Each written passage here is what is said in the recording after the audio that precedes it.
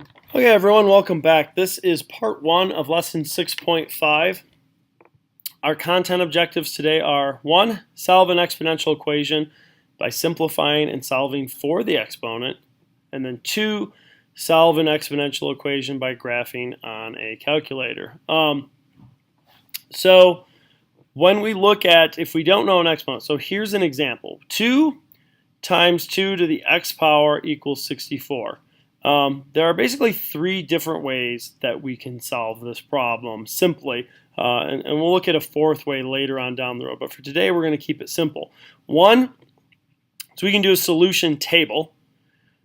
2, we can graph it, and 3, we can use algebra to figure it out. So let's start first with the solution table. This is by far the easiest, but it is time consuming. And so the way we can do that is we can simply start plugging in values for x. So for example, if x is -2, f of x is going to be equal to 1/2, okay, 0.5. If I put in -1 for x, then f of x is going to be 1, right? Because if I take 2 to the -1 power, that's 1/2. 1/2 times 2 is 1, all right? Pretty simple. If x is 0, f of x or y is 2, and we know that because a is always our y-intercept, which is that point.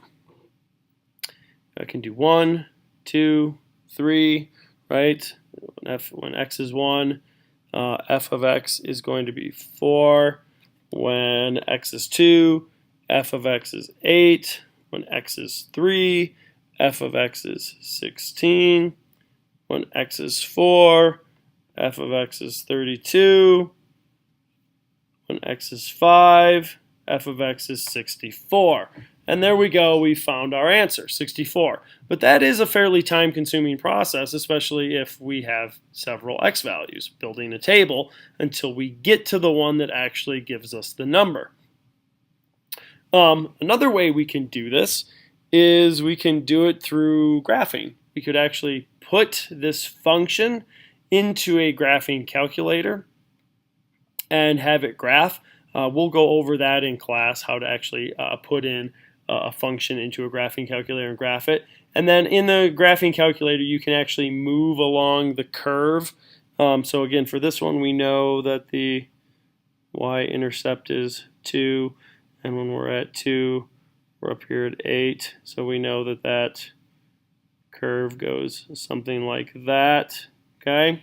And then we can just follow the curve in a graphing calculator until we get to the point where y is equal to 64, and it'll tell us what x is, which in this case would be 5.